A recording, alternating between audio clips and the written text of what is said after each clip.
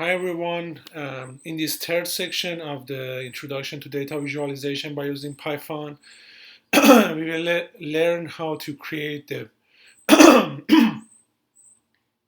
bar charts and box plots by using the pandas data frame and using the matplotlib. So if you click on the next page, this section we want to create the bar charts for the first section of this video. We will use the COVID-19 dataset across the county level of the South Carolina, and then we'll use the pandas data frame and matplotlib for the visualization. So make sure you upload the data CSV as you just see in the previous videos in the Google Colab environment. And we want to just sort this data set in the descending order based on the number of the cases in each counties, and then create a bar chart based on the number of the cases and the name of the counties that we have for the first top 10 counties with the highest number of the COVID-19 cases. So I'm just going through the notebook here. First, you need to load the necessary modules as NumPy, Pandas, and Matplotlib as you saw in the previous videos. And then load the data set for the COVID-19 of the South Carolina into the Pandas data frame by just using the read CSV function. Just gives the name of the file. Make sure you upload the data CSV here by using this upload to Session storage. Then here we sort the values of the pandas data frame based on the number of the cases, because we just named the columns that represent the number of the COVID-19 cases as cases, and we want to have them in the descending order. So we tell the pandas to keep the ascending as false. As sort the values in the descending order. Then we create empty figures based on the size that we gave. Here I just gave the 15 by 5. That's just the size that you can just define based on your choice.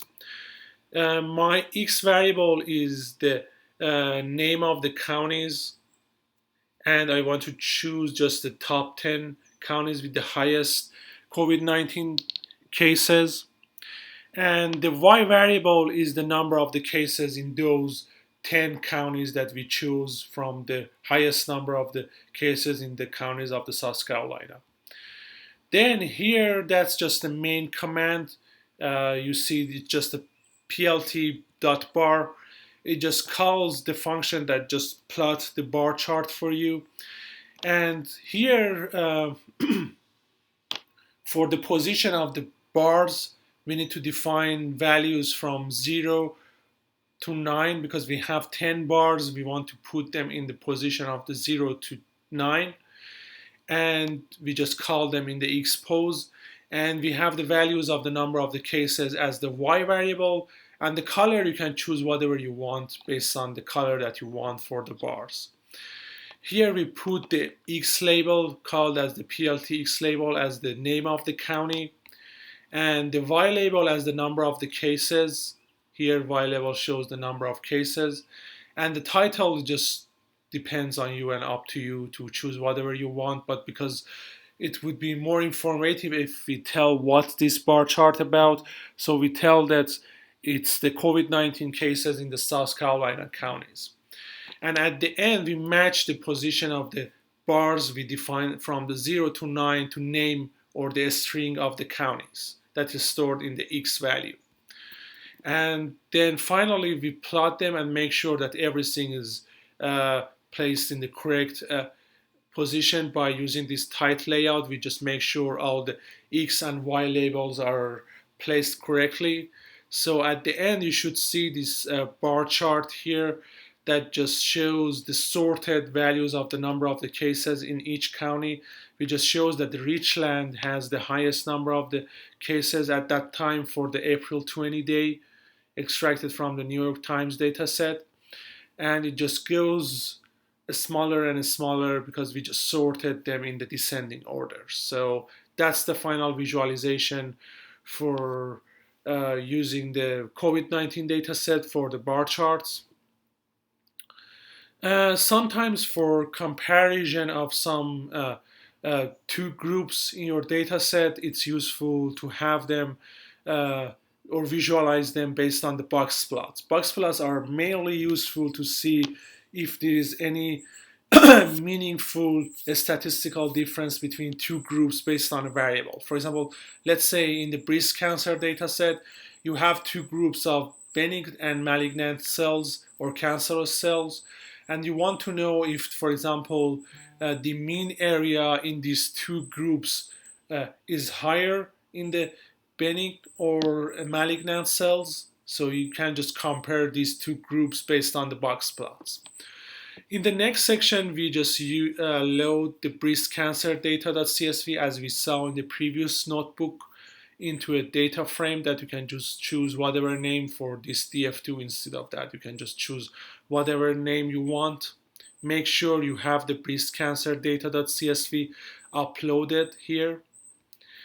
Then I'm just detaching the benign and malignant group by just telling the data frame to find the location of all the data if the class is equal to the benign. So I'm just calling that data frame benign, and then having the same thing for the malignant cells, selecting all the rows of the data frame based on the condition if the class is equal to the malignant. So you just select all the rows that the class is equal to the malignant. So we just detach these two classes from each other, and then we create the unified data structure called the data by combining the benign and malignant based on the mean area variable. You can just choose whatever column name that we have in this data set for comparing these two groups together. And then we just plot them based on that.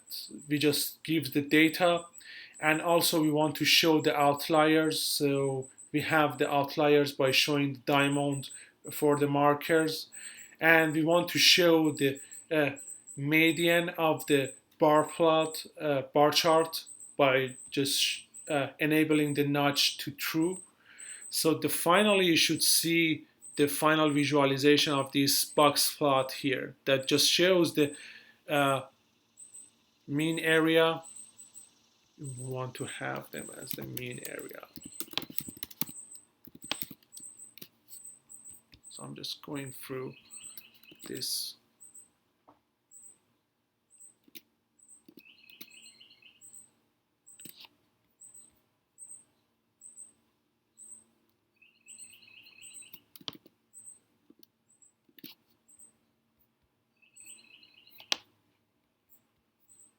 So we see that the mean area is relatively higher in the benign cells in comparison to the cancerous or malignant cells.